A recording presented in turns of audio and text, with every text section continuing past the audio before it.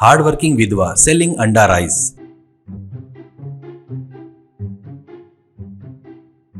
कलकत्ता में राकेश और सविता पति पत्नी रहते हैं। उनको सोना नाम की एक छोटी लड़की रहती है। राकेश और सविता का लव मैरिज रहता है। वो एक दूसरे से बहुत ज्यादा प्यार करते थे। सविता और राकेश को ट्रेकिंग करना बोले तो बहुत पसंद था। एक दिन ट्रेकिंग पर गए राकेश एक्सीडेंटली पाँव फिसलकर पहाड़ पर से नीचे गिर जाकर मर जाता है।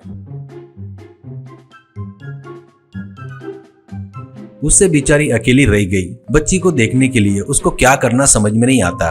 उसके बाद वो अपनी सहेली की मदद से स्ट्रीट पर एक राइस बेचने का प्लान बनाती है। सविता सबके जैसा नहीं, खुद के स्टाइल में घर में बनाते वैसा क्वालिटी वाला अंडा राइस बनाकर वहाँ पर आने वाले कस्टमरों को बेचना शुरू करती है। उसकी मदद के लिए एक लड़की को भी रखती है। स्कूल होने के बाद सोना भी आकर माँ की मदद करती थी। इससे सविता घर का खर्चा निकालकर थोड़ा बहुत पैसा बचाती थी। पति नहीं रहने से वहाँ के आजू बाजू के दुकान वाले भी उसकी मदद करते थे। ऐसे ही रहते हुए एक दिन वो एग राइस तैयार करते वक्त उसके पास लोकल में रह रहा जुम्बो बोलकर एक व्यक्ति आता है। अब सविता से जुम्बो, देखो दीदी, तुम कौन हो और कहाँ से आई हो कोई प्रॉब्लम नहीं है। तुम रोज ऐसे 3000 रुपए लेकर जा रही हो, वही तो प्रॉब्लम है। देखो इस स्ट्रीट पर कोई भी कुछ भी बेचे तो उसको मुझे पैसे देना पड़ता है, पता नहीं क्या। सविता, देखो भैया, मेरी परिस्थिति ठीक नहीं है। मेरी बच्ची है, उसके खर्चे पूरे देखना है। ऊपर से मेरे भाइयों को गाँव में पैसे भेजना पड़ता है, इसलिए मुझे पैसे भी नहीं बच हो रहे हैं। ऐसे मांगने से अच्छा है कुछ काम वगैरह कर सकते हो ना आप। जुम्बो, क्या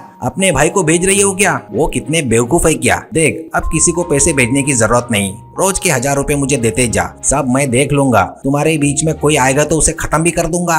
सविता, भैया मैं बासमती चावल बेचती हूँ, अच्छे क्वालिटी के अंडे, उसमें मुझे सिर्फ 1500 रुपए ही बचते हैं। तुमको 1000 रुपए कैसे दे सकती हूँ? ऊपर से सस्ते क्वालिटी का भी नहीं बेच सकती भैया। जुम्बो, क्या बहन सस्ते क्वालिटी का नहीं बेच सकती क्या? देखो बहन, तेरे पास आने वाला फिर तेरे पास आएगा, पता है क्या? नहीं आएगा। सस्ते क्वालिटी का चावल, सस्ते क्वालिटी के अंडे वही अपने बेकरी में फुटे हुए आते हैं ना, वही लेकर बना बस। और क्या, ज्यादा से ज्यादा क्या होगा? फूड पॉइजन होकर पेट दर्द होगा, उतना ही नहीं तू और तेरी बच्ची मिलकर तेरे दुकान में आने वाले औरतों के पर्स, चेन, गहने सब बढ़िया चोरी कर सकते हैं। नहीं वगैरह बोली ना तो बेचने के लिए कुछ भी नहीं बचेगा और मैं बेचने भी नहीं दूंगा, बताकर वार्निंग देकर चला गया। फिर भी सविता जुम्बो की बातें पर ध्यान नहीं देती।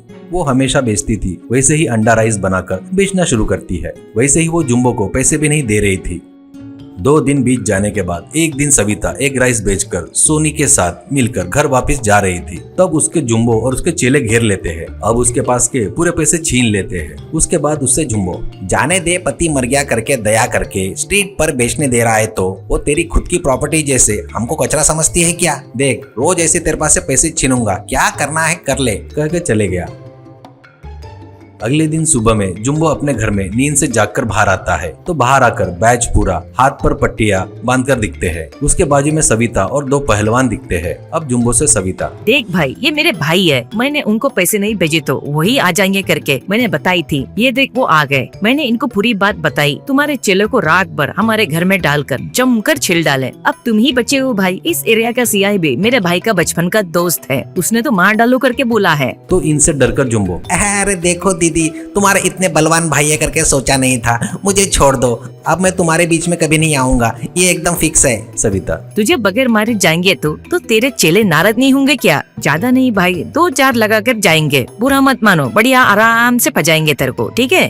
सविता के भाई जुम्बो को पकड़कर उठाकर आधे घंटे तक जमकर धुलाई करते हैं। एक तरह से बताओ तो उनको जमकर धोकर सुखा देते हैं। उनकी मार से जुम्बो के शरीर के ऊपर के कपड़े पूरे फट गए। उसको देखकर उसके चमचे सब हंसते हैं। उसके बाद जुम्बो से एक भाई, हमारी दीदी हम लोग बुलाए तो भी नहीं आकर खुद के आत्मसम्मान से कमाकर बच्ची को पाल रही है। तू कुछ भी हुआ तो अगली बार मारेंगे नहीं, देखो पूरा मार डालेंगे, समझा क्या? जुम्बो, अरे भैया आप क्यों हर चीज के लिए आना भैया, मुझे बता दो भैया, तुम्हारी दीदी को कभी खुश नहीं होने दूंगा, अच्छे से देख लूंगा भैया, एक बहन का भाई बनकर पलकों पर बिठा कर देखूंगा भैया, तुम्हारे टच में रहूंगा भैया, जिस दिन का उस दिन का कलेक्शन कितना हुआ वो भी बताऊंगा भैया, प्लीज भैया फिर से मत आना भैया, मुझे मत मारो भैया। कहने से वो लोग वार्निंग देकर चले गए। अब कोई भी सविता के अंडा राइस शॉप के बीच में नहीं आया।